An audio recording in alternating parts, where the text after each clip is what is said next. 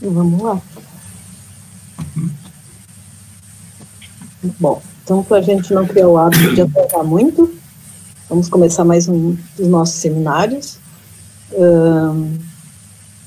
Já antecipo o agradecimento à Érica, né, por colaborar com a sua apresentação.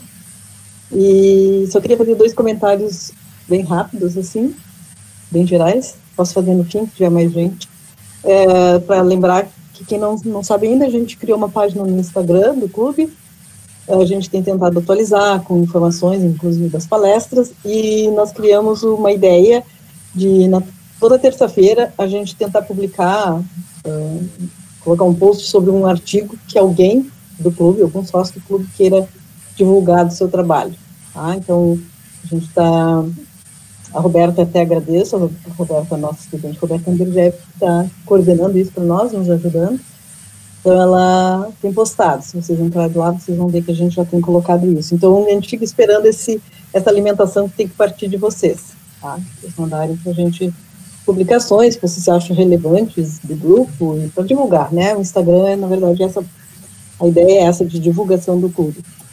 E a gente também criou agora uma segunda ideia, uma vez que Instagram, Facebook, essas mídias aí, plataformas, como se usa a palavra agora, elas são movidas muito pela imagem. Então, na quinta-feira, a gente vai postar uma ou outra foto, assim, antiga, do grupo, de outros encontros. Imagino que todo mundo tem alguma foto. Então, também a gente pede que vocês vão mandando para o e-mail do clube e a gente vai selecionando e vai postando, tá? Eu postei espontaneamente, assim, 2 fotos e bombom. Todo mundo foi lá olhar, né? Então, Instagram é isso, a imagem, né? E o que a gente quer mesmo é através dessa mídia, a gente divulgar o nosso clube, né? Tornar ele mais forte, assim, mais participativo. Bom, então agora eu gostaria de estar passando a palavra para a Rosinha. A Rosa, então, vai dar as coordenadas que a gente normalmente segue nos nossos seminários. Depois a Rosa passa para o Robson. Então, boa tarde, pessoal. Eu gostaria de dar 2 recados, que no momento que a Érica começar a falar, que todo mundo desligue, né, o microfone, para não ficar o eco. E o segundo recado é que, se vocês tiverem perguntas, vocês anotem e me enviem pelo chat, só pelo chat, que daí eu vou olhando o chat e vou fazendo uma ordem para depois, no final, a gente debater. Tá bom, pessoal? Obrigada.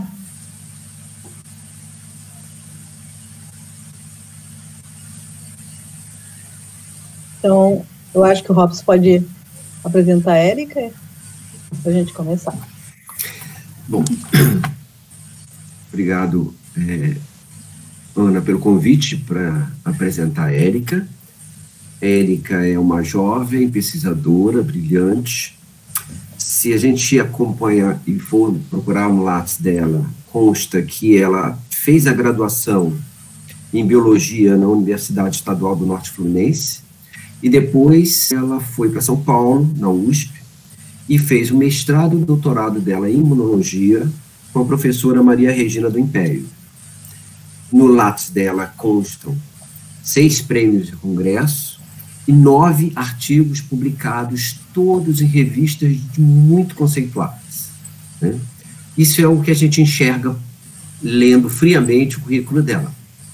Quando a gente esgarça um pouco mais o trabalho da Érica, a gente encontra uma pessoa que, ao longo do mestrado e doutorado, se dedicou ao propósito de um projeto macro.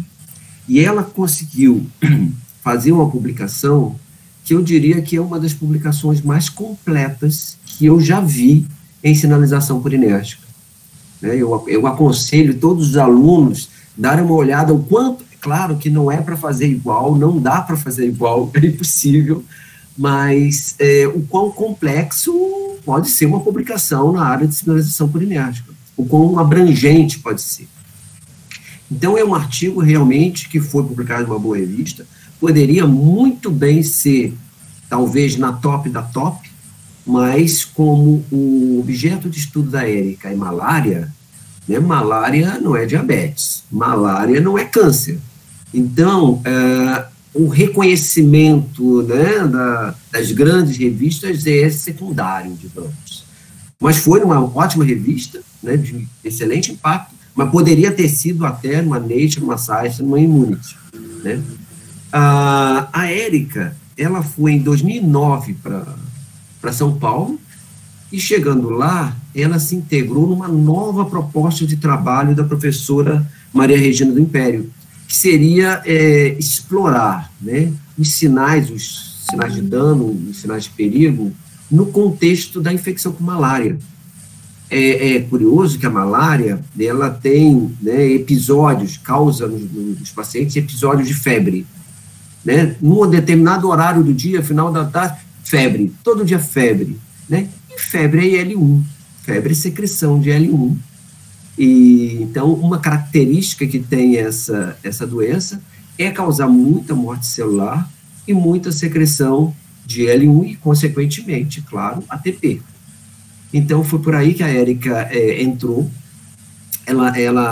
Eu tive o prazer de ter sido contactado pela Regina, porque a Regina era imunologista e não trabalhava com sinalização purinérgica na época.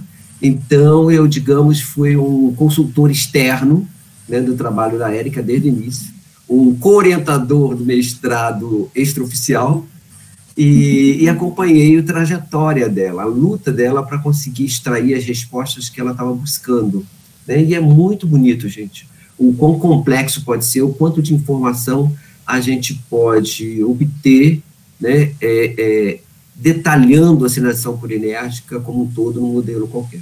Então, Érica, é um prazer aí, espero que entender tudo que você tem para trazer para a gente. Nossa, Robson, obrigada pelas palavras, só agradecer. Eu vou compartilhar a tela aqui.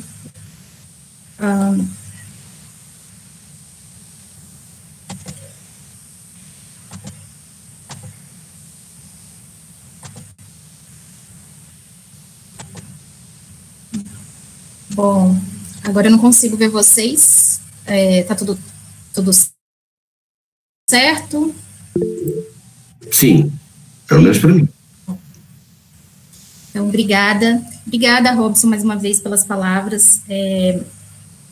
Eu queria primeiro agradecer a todos presentes, né, nessa palestra, e a comissão por essa iniciativa, né, desse ciclo de palestras, que estão sendo muito interessantes, e a gente pode ter um panorama geral do que está sendo feito no Brasil sobre sinalização purinérgica, e isso é bem legal. Eu espero que contribua bastante para possíveis colaborações e ideias, enfim, só agregue ao clube. E hoje eu trouxe para vocês um pouco mais da relação da sinalização purinérgica com a imuno. Falando um pouco sobre o papel do receptor P2X7 na malária experimental. E essa ideia, ela surgiu da minha supervisora, a professora Maria Regina de Império Lima. Ela já trabalhava com malária e ela tinha o intuito de compreender um pouco do papel da resposta imune como que ocorre a resposta imune contra o plasmódio, né, causador da malária. E quais são os mecanismos de sinalização que interferem, que auxiliam nessa resposta.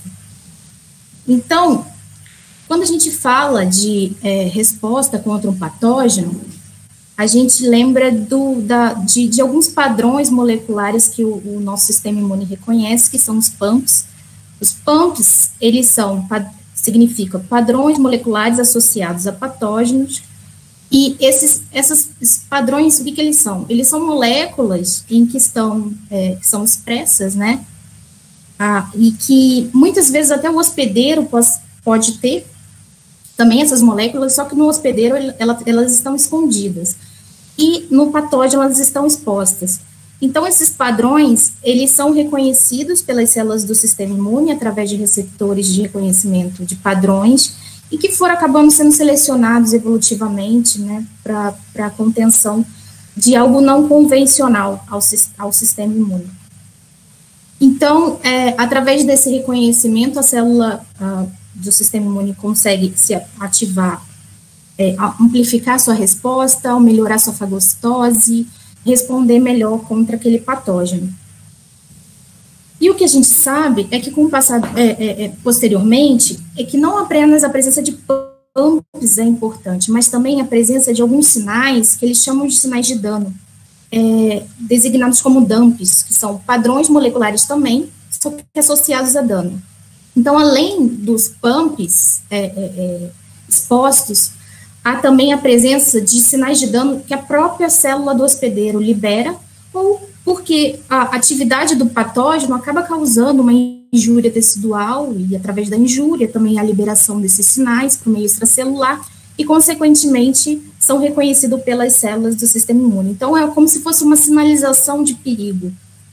E essas células, elas também possuem receptores que reconhecem esse sinal de perigo, se ativam e também auxiliam a resposta. Então, não somente os PAMPs, mas também os DAMPs são responsáveis por essa resposta. E pensando nos DAMPs na malária, a Regina pensou que talvez poderia ser um possível ponto de investigação, uma vez que na malária também podemos ter grande quantidade de DAMPs. Então, ela entrou em contato com o professor Robson, e o professor sugeriu olhar o ATP e o P2X7, no caso da malária. E, nesse momento, eu entrei no laboratório e a Regina fez essa proposta. O que você acha de trabalhar com esse ATP? Eu não trabalhava com sinalização purinérgica e eu resolvi encarar essa, e foi daí meu início dentro da sinalização purinérgica, em que continuo até hoje. E na malária casou muito bem, porque se a gente for parar para pensar do ciclo eritrocítico do plasmódio, que é o que a gente trabalha, a gente não trabalha com a fase hepática, porque o ciclo eritrocítico é onde ocorrem todos os sintomas relacionados com a malária. E toda a resposta imune mais forte ocorre nesse momento. Então, se a gente for pensar na malária, o que acontece? O merozoíto, ele infecta o eritrócito,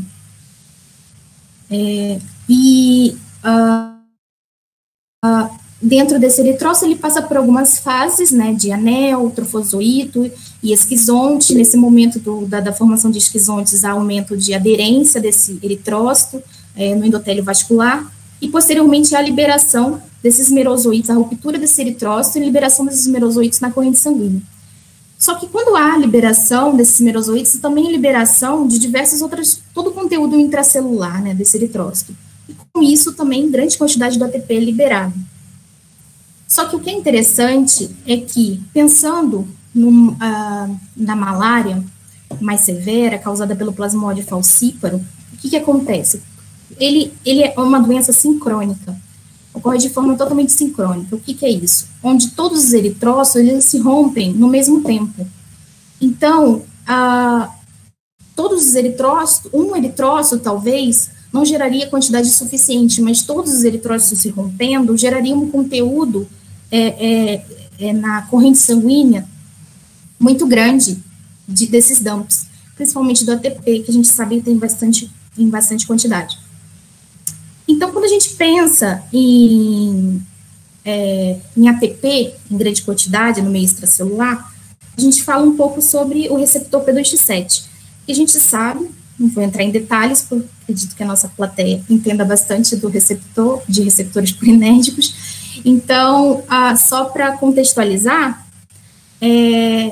a gente sabe que com baixas quantidades ele ativa um canal, né, o canal iônico, pertencente ao todos da família P2X, porém, em altas concentrações, acima de 100 micromolar, ele é capaz de formar um poro. E esse poro, ele é permeável a moléculas de até 900 Daltons. E o que isso acarreta para uma célula? Na verdade, quando você abre um poro, você proporciona uma alta despolarização de membrana, uma forte ativação, uma troca iônica muito forte, e, consequentemente, essa célula pode se tornar mais ativada, aumentar o processo de ativação, ou, dependendo do quão prolongado foi essa exposição, pode induzir também a morte, porque isso causa também uma desregulação osmótica na célula muito forte. Por muito tempo ela não existe. Então, o P2T7, ele pode ser bem importante para esse processo de ativação celular.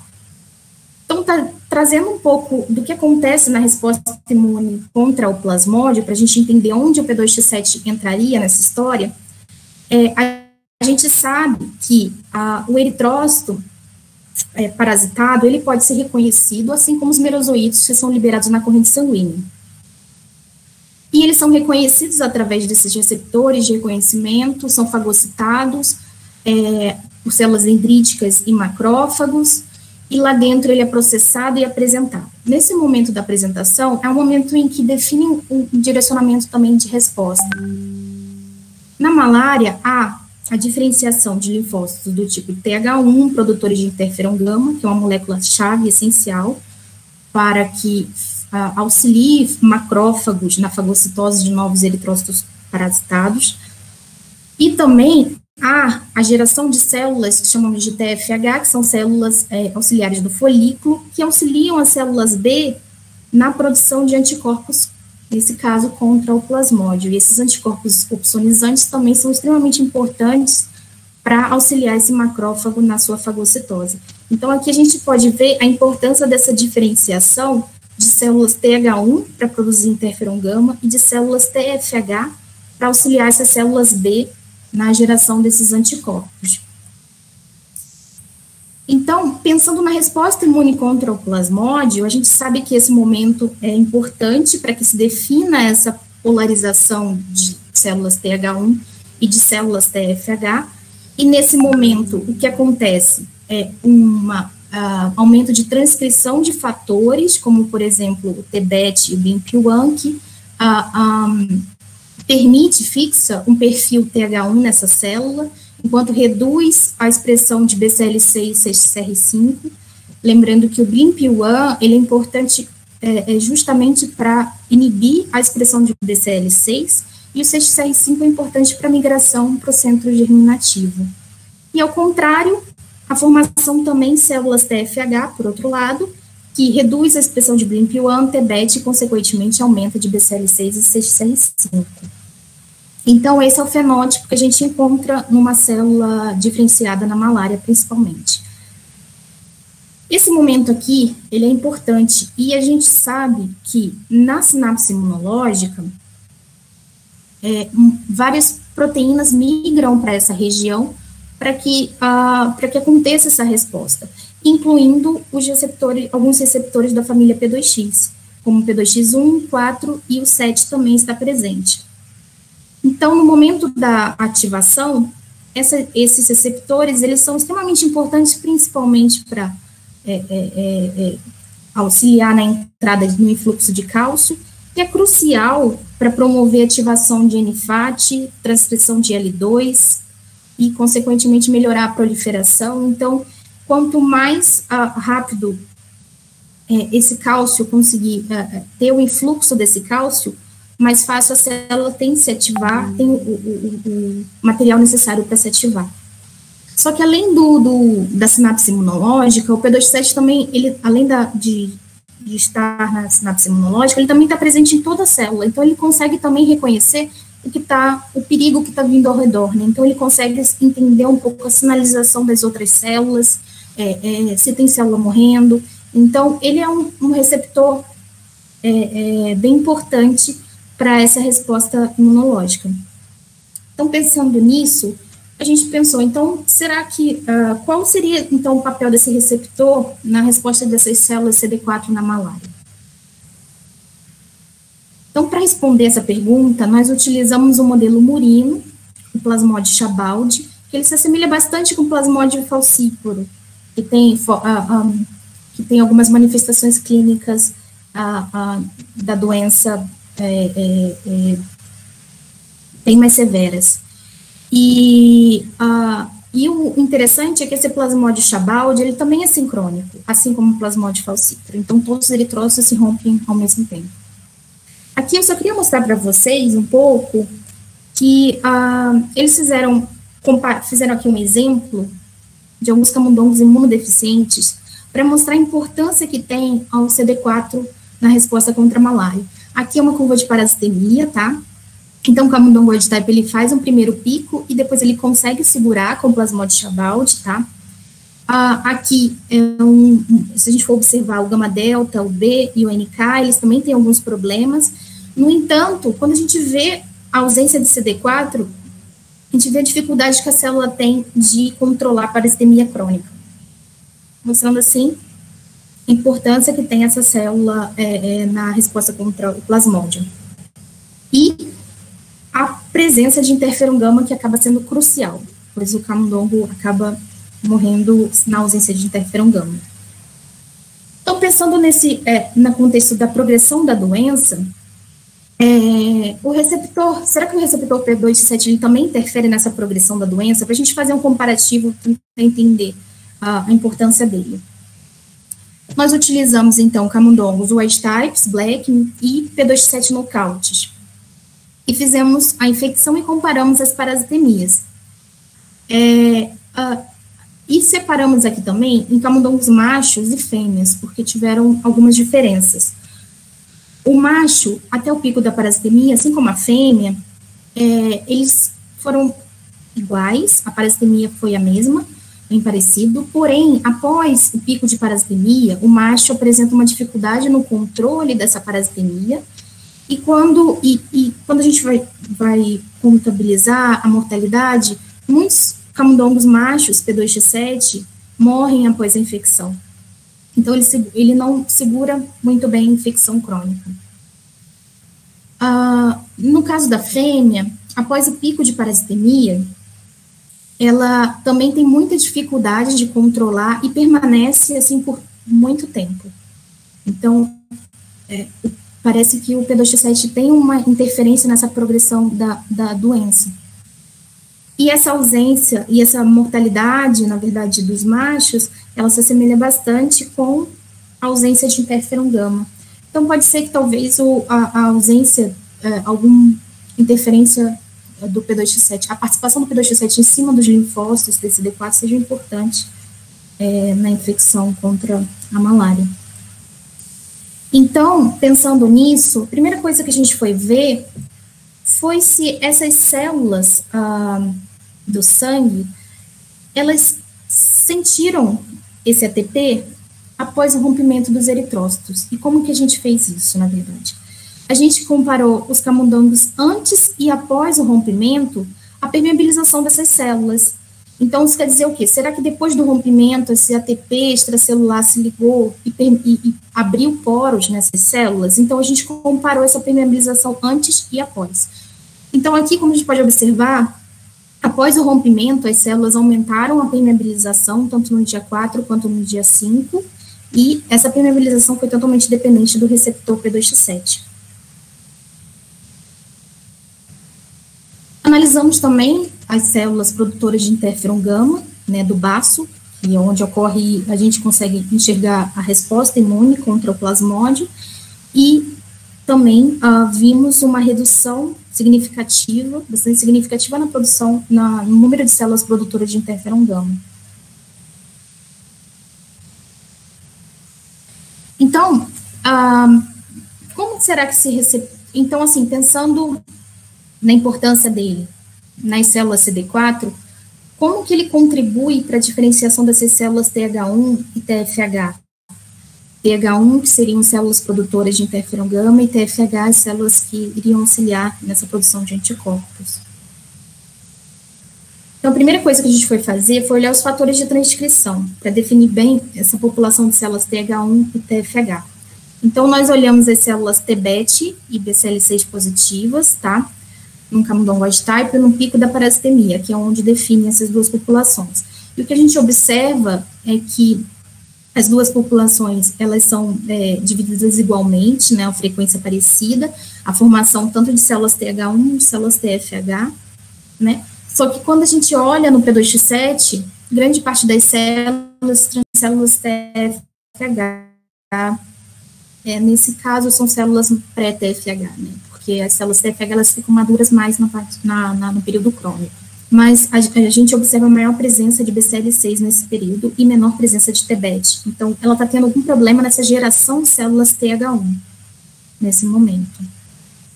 E quando a gente olha mais para frente, a gente continua vendo essas alterações, onde o TBET, a expressão de TBET, ainda está aumentada no camundongo wild type, tanto no dia 20 quanto no dia 30, enquanto no P2T7 nocaute não há diferença na expressão de TBET. Bom, então também vamos olhar para o outro lado, que seriam as células TFH. Como que estão as células TFH nesse período?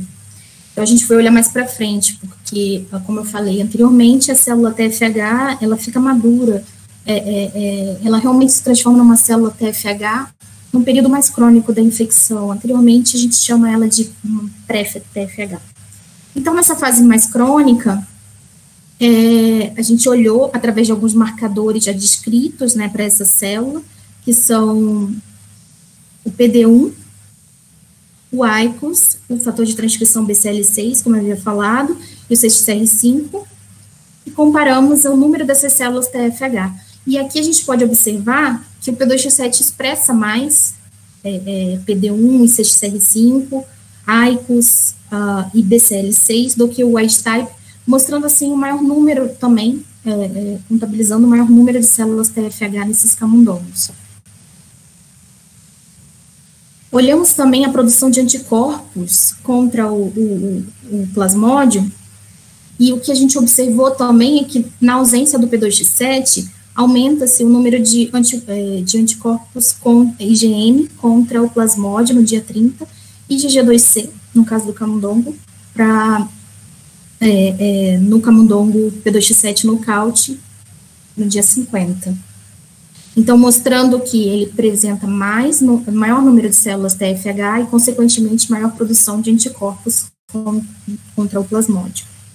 Então, a gente foi dar uma olhadinha na formação de centros germinativos. E a gente viu que a formação deles é um pouco diferente. O camundongo wild type, ele apresenta centros germinativos menores e linfócitos TCD4 ao redor desse centro germinativo e no centro, porém, linfócitos espalhados em diversas regiões de zonas de células T também.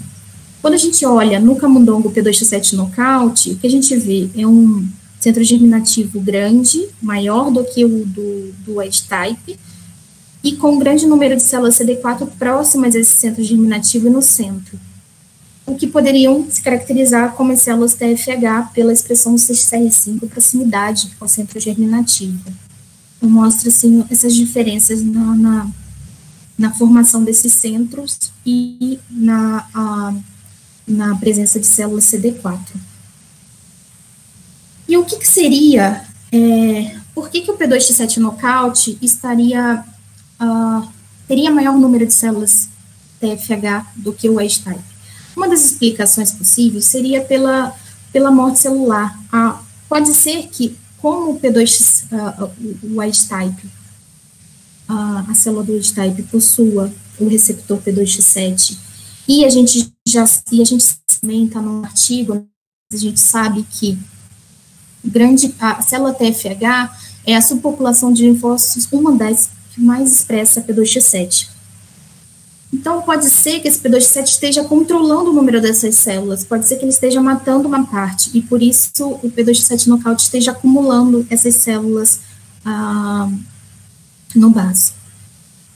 Então, fomos olhar, fizemos uma marcação de túnel para ver um pouco de apoptose nesse baço, e o que a gente viu foi que o wild type apresenta vários focos de apoptose, regiões apoptóticas, enquanto que o P2T7 tem bem reduzido isso. Então, realmente mostra que a morte celular é menor no baço, no P2T7 nocaute. E a gente, sabendo que a célula TFH é extremamente suscetível à morte, então pode ser que elas estejam morrendo nessa região.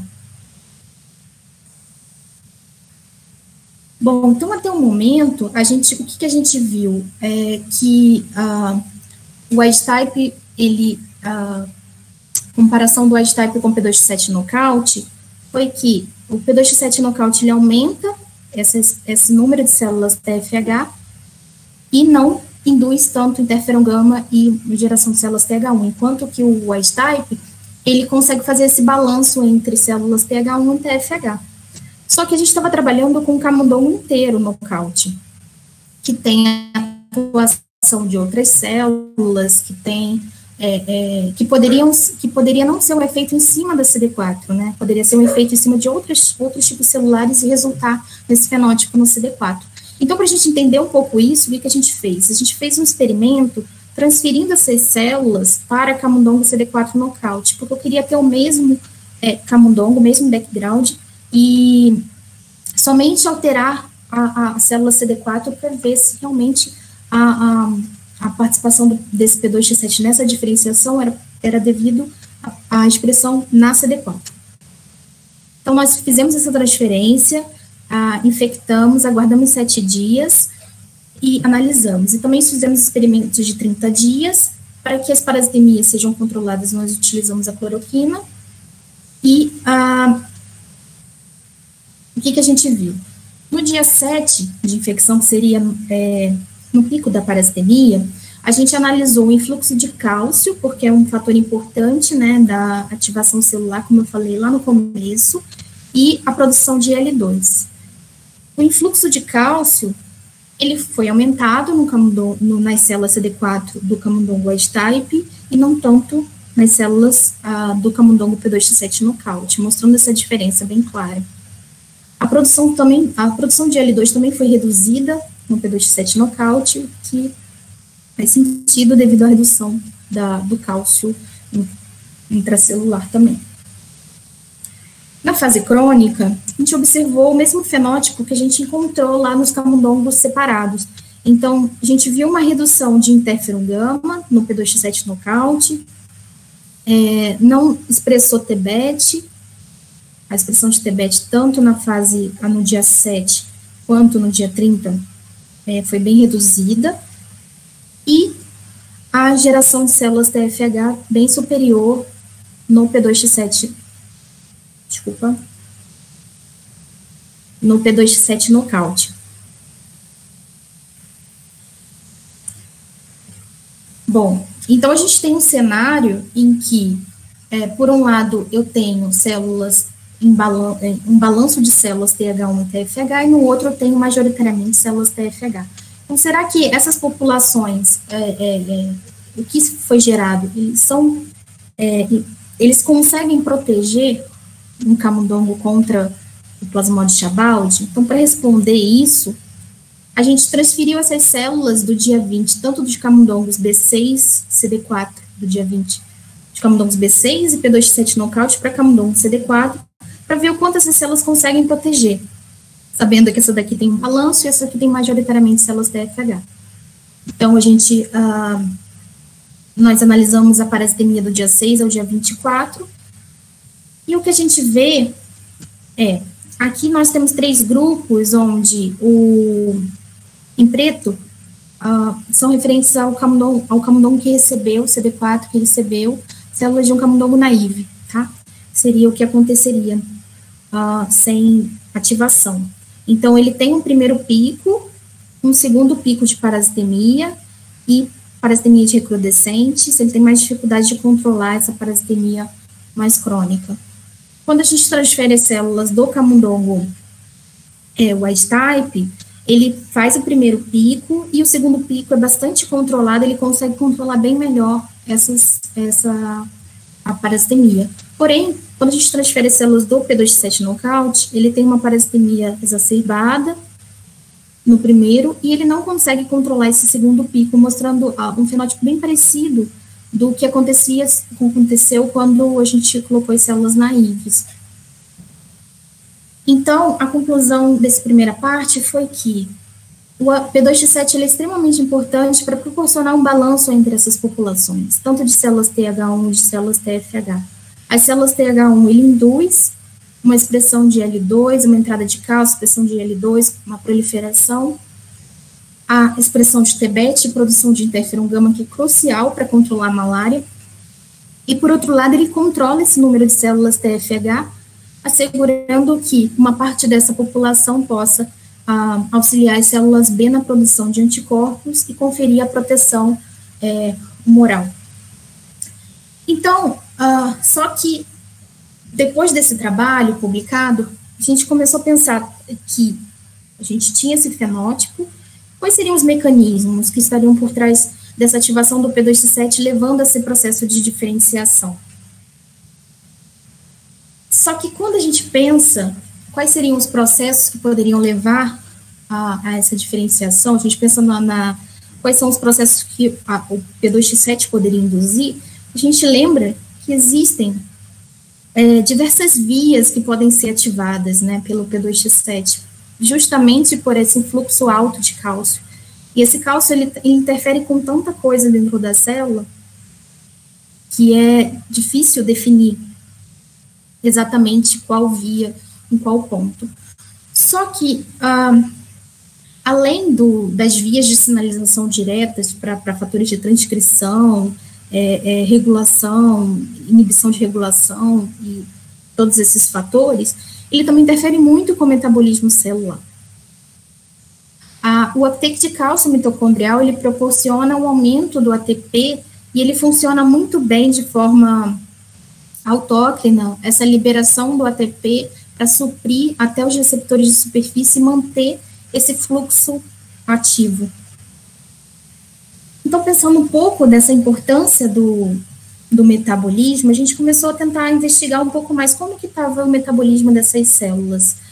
A gente sabe que uma célula, no momento da ativação dela, ela recebe esses sinais de L2 também, e ela pode se ativar, a ativação de AKT e mTOR leva a uma indução de uma célula TH1, e se sabe que tem um perfil metabólico mais glicolítico e uma proliferação alta, e por outro lado, a gente sabe que uma célula TFH, ela tem um perfil glicolítico menor e uma proliferação menor, então ela tem um perfil metabólico.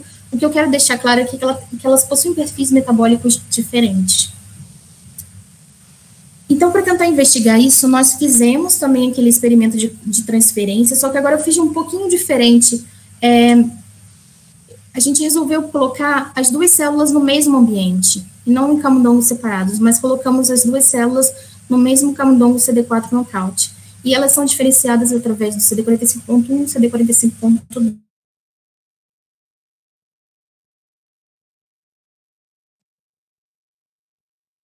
As análises.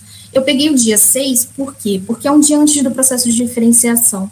Eu não queria mais uma célula diferenciada, eu queria saber o momento anterior, porque depois, no dia 7, com a diferenciação, eu já não iria, é claro que elas estariam em estados metabólicos diferentes, então eu não ia conseguir ver o que estava acontecendo, então eu peguei um momento anterior. Então, após transferência, nós analisamos, elas não tiveram diferença no número dessas células no dia 6 de infecção. E olhamos a expressão de AKT e mTOR nessas células. E, realmente, em azulzinho, tá? É o P2X7 knockout, em verdinho, acho que eu não falei isso para vocês no momento. Mas, realmente, a expressão tanto de mTOR quanto de AKT está reduzida no camundongo P2X7, nas células de camundongos P2X7 knockout. E a gente sabe que essa ativação, ela é importante para que ocorra uma reprogramação metabólica durante um processo de ativação. Essa reprogramação metabólica, ela aumenta a via glicolítica, né, que é importante nesse processo, principalmente de proliferação, nesse processo inicial, e que supre todos os nutrientes que a célula precisa. Nesse momento, ela para um pouco uma ativação, a ativação mitocondrial, e aumenta mais esse perfil glicolítico. Então, a gente foi olhar primeiro como que estava a mitocôndria nesse momento. Quando a gente olhou a polarização da membrana, gradiente eletroquímico mitocondrial, através do marcador de TMRE, o que a gente quer ver? Se a célula está energizada ou depolarizada, tá? Então, quando ela entra no perfil glicolítico, ela também perde um pouco dessa polarização. Então, quando a gente for olhar no dia 6 de infecção, essas células do camundongo wild-type em verdinho e do P2X7 knockout, o que a gente vê é que as células do wild-type, elas perdem um pouco dessa polarização, enquanto do P2X7 knockout não. Então, aqui demonstra que realmente elas têm um perfil metabólico diferente no nosso contexto. Então, a gente primeiro pensou, tá, vamos olhar a massa mitocondrial para ver se também não tinha nenhuma diferença em número de mitocôndrias, né? E não havia diferença em massa mitocondrial nesse contexto. Então, vamos olhar a capacidade dessa célula tem de respirar. Porque já tínhamos visto que havia essa diferença, né, da polarização mitocondrial e que elas apresentavam um metabolismo diferente. Então, quando a gente foi olhar aqui a gente observa que o basal, não sei se alguém tiver alguma dúvida sobre o Seahorse, pode me perguntar posteriormente, tá?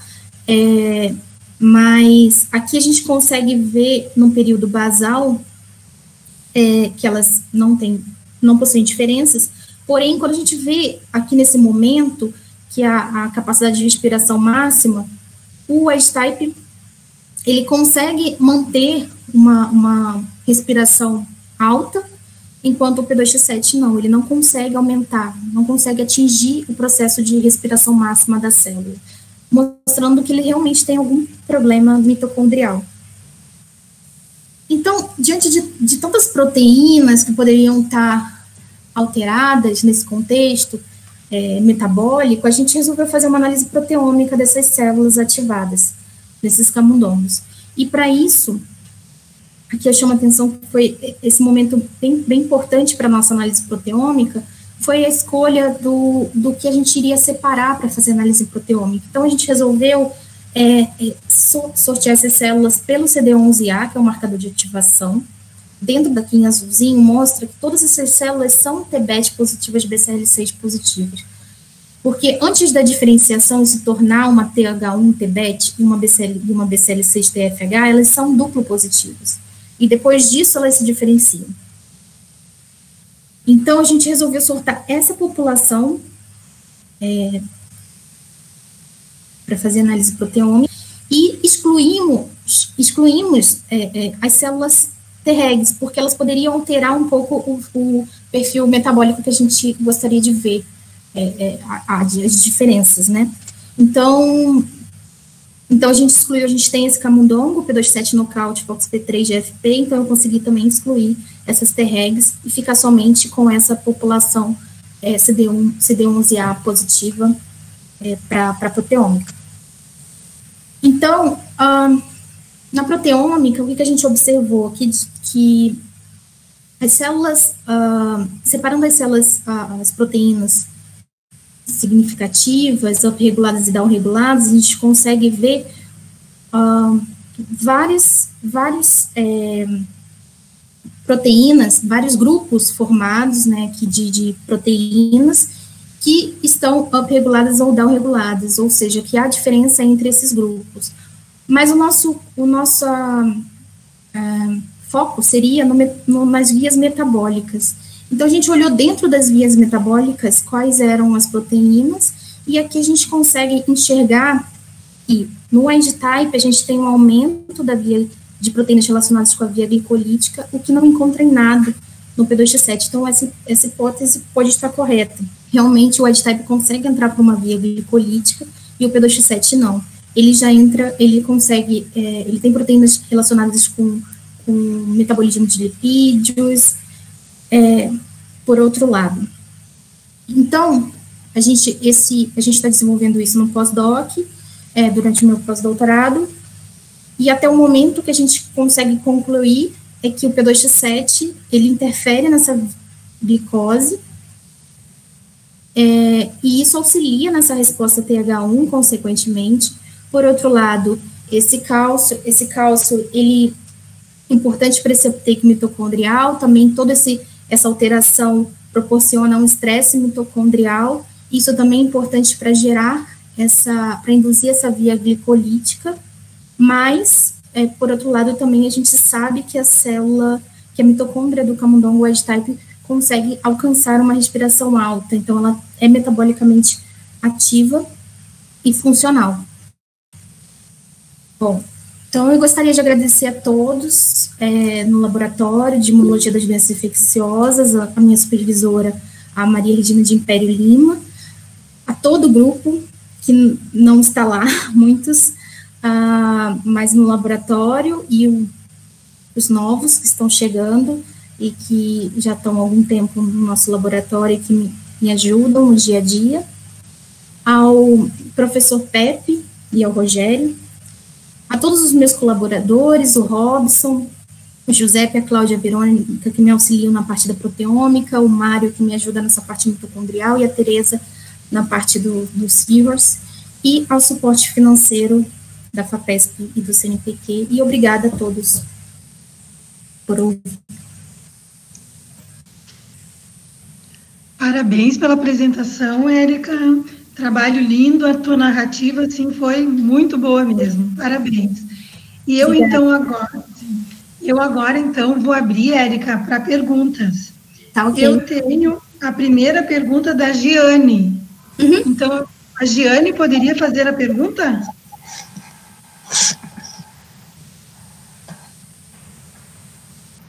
Oi, boa, Giane, é menino.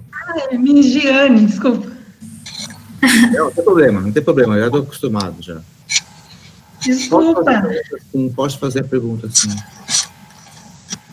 Oi, Érica, tudo bem? Parabéns pela apresentação, muito legal o teu trabalho, eu gostei muito dessa parte da mitocôndria. Sim. Você viu ali por subter de fluxo, foi? O potencial de membrana? Sim. O legal de ver com citometria de fluxo, eu consigo isolar por marcadores de superfície também esse linfócito TCD4, né?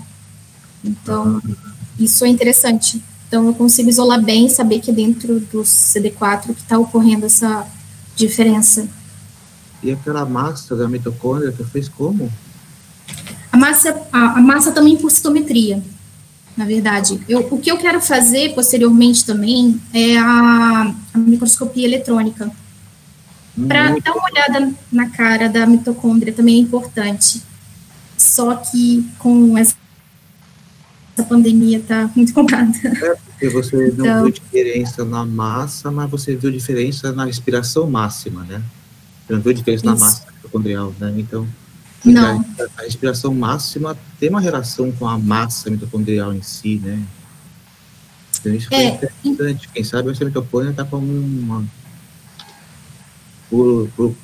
pela análise microscópica, eletrônica, quem sabe você vê essa diferença na morfologia dela, né? Então, é isso que eu quero ver, esses processos de fissão, de fusão, como que tá, porque isso interfere muito e a gente sabe que, por exemplo, a geração de uma célula de memória, ela já altera a mitocôndria, porque ela volta para um perfil de fosforilação oxidativa, então, e metabolismo de lipídios também, então, isso vai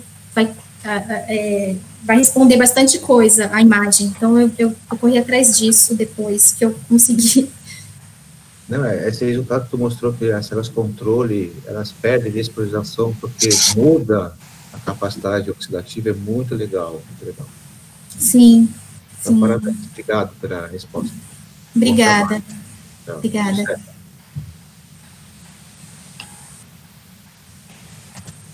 Então, acho que... Atenção, Rosa. Rosa, teu microfone. Uhum. Então, quem vai perguntar? Eu ou o Rob? Acho que eu escrevi aqui, né? O Rob, eu tenho uma sequência aqui, a Lisiane. Sim, ok. Você tem uma sequência, ok. Pode perguntar, professora. Não, eu acho que o senhor está na minha frente, pode perguntar. Ok. Não, pergunta você primeiro, depois você pergunta, tá bom? Ok. Parabéns, Érica, pelo trabalho realmente muito lindo e válido todas as palavras do professor Robson, realmente, né, pelos méritos. Na verdade, a minha pergunta é mais uma curiosidade. Vocês não chegaram a avaliar nada a respeito de P2X4 nessas células também e nesses mecanismos? Uma vez que agora tem vários trabalhos mostrando, né, inclusive nos macrófagos, saiu um na Cell agora recentemente, super interessante também, mostrando que precisa junto do P2X4 para poder fazer essas ações da via de sinalização de cálcio, e alguns outros trabalhos mostrando que, por exemplo, quando tem nocaute, por exemplo, de P2X7, regula P2X4 para poder compensar, né, também um pouco da ação desse receptor nocauteado. Então, não sei se vocês chegaram a fazer alguma avaliação dele. Então, eu não fiz a avaliação direta do P2X4, porque, assim, para a citometria é um pouco complicado, a gente não tem muitos marcadores. Eu teria que... Eu comprei até um para o Western, mas não funcionou. Então, assim, a gente não tem muita análise, assim, o que eu tenho é com alguns inibidores, mas não tão específicos, mas eu não entrei muito a fundo por falta de ferramenta mesmo para entender isso. A gente também, eu comecei a trabalhar algumas coisas durante agora meu doutorado com P2X4 e glioblastoma. A gente também fez a aquisição de um inibidor do 5-BDBD, e a gente está ainda padronizando ele também, mas eu fiquei bem curiosa, porque pode ser que tenha realmente algum contrabalanço desse receptor nesses mecanismos, né? Eu acredito que sim, com certeza, ainda mais porque ele também tem mostrado que ele vai para a sinapse imunológica, então eu acredito que sim. Eu não sei nem como é que é a expressão dele no P2X7 nocaute, para falar a verdade, se está aumentado, se não está, se alguém souber. Obrigada, viu? E parabéns novamente pela apresentação. Obrigada. Professor Reni. Erika, meus parabéns, né, que obrigada, é muito, muito bom, né, sem nenhuma dúvida. Tem uma pergunta sobre o P2X7 e potencial de membrana, né? Tem uma lá, basicamente, que mencionou, lá havia aqui política, né? E a segunda parte seria diretamente que você poderia ter a expressão do receptor P2X7 na mitocôndria. Você pensou sobre isso? Não, eu ainda não pensei sobre isso, na verdade. Isso acho uma grande possibilidade, né, que até um assunto levantado pelo Francisco de Virgílio, né? Sim. Essa é uma coisa que é interessante, porque vários receptores, né, são apenas, além da expressão na membrana citoplasmática, são expressas dentro das células. Né? Tem lá, né, exemplos que receptores estão expressos no núcleo, etc. Né? E acho que uma coisa que é interessante é ser, basicamente, o receptor P2X7 controla, né, o potencial de membrana na mitocôndria diretamente. Isso. Poderia ser realmente, e na verdade eu estou com uma gama de resultados da proteômica, eu preciso reanalisar, quem já fez esses dados grandes sabe, a gente fica olhando, tem muita informação ali, precisa pescar, né, então eu preciso entender se realmente o P2X7 poderia estar atuando ali diretamente na mitocôndria, porque tem algumas alterações de proteínas mitocondriais também, então poderia ter alguma associação entre o P2X7 e o desacoplamento, o acoplamento dessas proteínas nessa região, então preciso dar uma olhada nisso melhor. Obrigada. Meus parabéns. Obrigada. Agora eu tenho na sequência o professor Robson. Oi, Erika.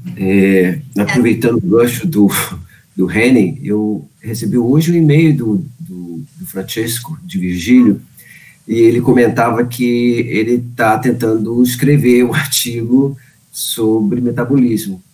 Né? Então, daqui a pouco a gente vai ter aí umas cenas desses capítulos. A minha pergunta para você é o seguinte: você fez todo o seu trabalho olhando o linfócito, né? O P2X7 knockout, ele naturalmente ele tem ganho de peso. Sim. Mais recentemente a gente está observando que ele tende a ter mais gordura, uma tendência a depósitos de gordura, de lipídio no fígado. E tem umas alteraçõezinhas no fígado. Você acha que essa alteração mexe com todas as células e não só com o linfócito? Todas as células, o metabolismo está alterado em todas as células? Então, é uma pergunta bem complexa, porque, assim, no P2X7 nocaute, além dessas alterações metabólicas celulares, também tem um trabalho mostrando, do Fábio Grassi, falando de alterações também na microbiota. E com essas alterações na microbiota, nas placas de Pai, centros germinativos, isso acaba alterando também muito ácidos graxos e esses tipos liberados. Então, eu acredito que é um conjunto. Eu acho que também provavelmente deve haver também outras diferenças nos outros tipos celulares, mas eu acho que essa questão do camundongo engordar também, eu acho que tem a ver também um pouco com a microbiota e com essa resposta metabólica um pouquinho diferente. Realmente, na minha proteômica, eu vi aumento de vias relacionadas a lipídios no P2X7 nocaute, e isso é uma observação, essa questão da gordura, é uma observação já de muito tempo, de que realmente ele apresenta mais gordura. Então, assim, é um pouco complexo, mas relacionar isso, mas as outras células podem ser que tenham alterações também. Obrigado. A Márcia queria fazer um comentário.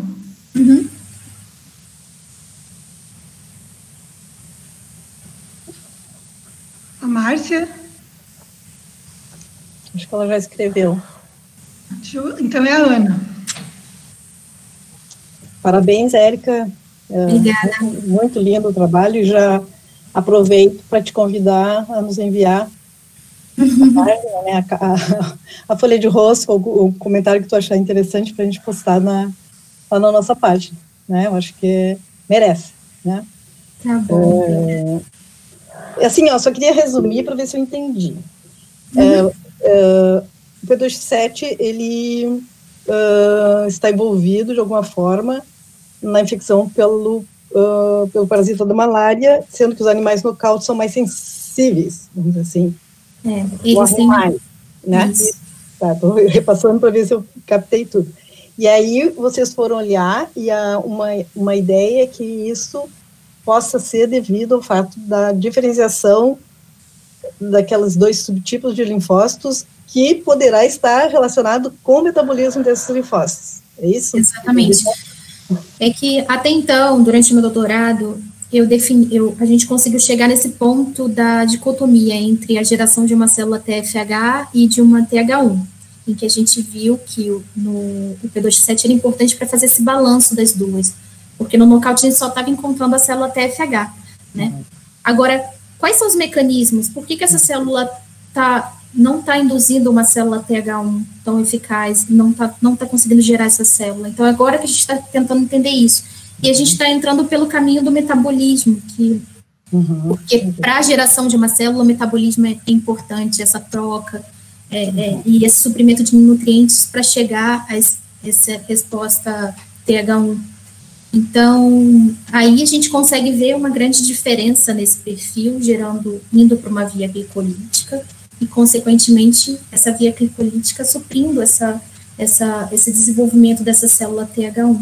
Então, pode ser que seja por aí. A gente precisa fechar um pouco mais essa ideia com os experimentos. Eu vou tentar fazer alguns experimentos in vitro também para mostrar isso, mas eu acho que seria basicamente... esse é o caminho. Mais dois comentários. Um, assim, normalmente quando se usa um animal nocaute, acompanha de experimentos com algum antagonista específico do P2X7, vocês não chegaram a fazer? No começo eu fiz bastante com PBG mesmo, eu já fiz com A74, o perfil é bem parecido, o problema do BBG é que ele não é tão específico, e a gente tem essa questão, e o problema da administração desses antagonistas, os mais específicos são caríssimos, né? E eu trabalho com grupos grandes, né, de camundongos, então, e a fase crônica que eu deveria administrar, então, assim, é mais complicado nesse ponto. O que a gente tem lá no laboratório também, a gente tem um camundongo flox, o P2X7 flox, e o CD4-CRE, que também dá para tirar, mas como eu já vinha trabalhando nessa linha da transferência para o CD4, eu continuei com ele, por enquanto. Mas quando eu fizer in vitro algumas coisas, eu quero inibir também, usando alguns inibidores para testar, para tentar ver se eu consigo modular, né, na verdade. Sim. É interessante. Mais farmacológico, assim, né? E o último comentário é um pouco em cima do que o Robson comentou de Virgílio. A gente andou trocando umas conversas, eu e ele, assim, e a minha pós-doc, né, que já terminou a bolsa, a Mary fez no pós-doc dela uma bioinformática, trabalhando com câncer, né, na nossa área, assim, é mais o câncer, e realmente ela encontrou várias coisas interessantes de relação, claro, em sílico, né, do P2X7 com importantes rotas do metabolismo, enzimas. Então, é um caminho, acho que é esse, né, assim, para a gente abordar também. Com certeza. Se a gente pensa... então, porque faz muito sentido, né, o metabolismo está atuando com sinalização purinérgica, porque de cálcio, esse funcionamento mitocondrial para geração de mais ATP. É importante também lembrar que a concentração de ATP e AMP dentro ela é um balanço importante para que seja ativado MPK dentro da célula. Então, eu acho que tanto a sinalização purinérgica, ela interage muito bem com o metabolismo, e eu acho que é um campo que a gente precisa explorar mais, tentar entender melhor. Ótimo. Parabéns. Muito obrigada. Obrigada, gente. Mais alguém tem perguntas? Eu achei teu trabalho também, Érica, lindo, e fiquei pensando em relação ao metabolismo e mitocôndria, né? Então, se na verdade tem uma diferença em perfis, por exemplo, o metabolismo de glicose, ou mesmo de lipídios ali que tu mostra, e mitocôndria, pensando na mitocôndria em si, tu também poderia, sei lá, pensei agora até na carnitina, né? De repente, alguma modificação de alguma forma que permitiria um metabolismo de lipídios que fosse possível. Então, eu estou tentando caçar esse mecanismo mitocondrial e tentar entender por que ele está levando. É complexo, né? E até então, o que eu ia fazer? Eu ia fazer uma parte do meu pós-doc fora, lá na Universidade de Vanderbilt, junto com um professor que trabalha com metabolismo de linfócitos T, o Jeff Ruffman. Porém, com essa pandemia e o bloqueio dos Estados Unidos, tá meio complicado. Então, eu não sei se será possível. Mas a minha ideia era realmente me fortificar bem nessa parte do metabolismo para que eu conseguisse voltar para o Brasil e integrar isso de forma bem legal aqui. Excelente. Muito lindo o trabalho. Alguém tem perguntas ainda? Senão eu passo a palavra para a Ana agora. Só para fazer um encerramento, foi mais um seminário maravilhoso que nós tivemos hoje. E de certa forma muito bom no sentido de a gente conhecer os jovens talentos purinérgicos, né, como eles entraram no assunto, no ramo da ciência da sinalização purinérgica, e sejam todos bem-vindos, né, isso aí é assim que aconteceu com a maioria das pessoas que aqui estão, né, então é um prazer mesmo conhecer novos trabalhos e jovens purinérgicos. Muito bom, de novo, muito obrigado, e obrigado também a todos. Já temos a programação de junho completa, vai ser divulgado também, né, lá tanto por e-mail quanto lá no Instagram. Vocês já vão poder acompanhar quem são os próximos palestrantes. De novo, vou falar as próximas palestrantes para implicar com o Robson. Então, por enquanto tivemos mulheres e vamos continuar com as mulheres. Então, até que algum cavalheiro se manifeste, queira falar aqui nos nossos seminários. Enfim, brincadeiras à parte, então já temos lá o nosso programa para junho. Até o final de junho a gente já tem palestrantes. Muito obrigada a todos. Alguém mais quer falar? Vi que a Marta se manifestou ali, alguma coisa? Talvez vai anunciar o próximo palestrante. Acho que seria interessante. Alex, eu acho que tem isso mais, por exemplo, deixa eu ver se eu acho aqui nos meus...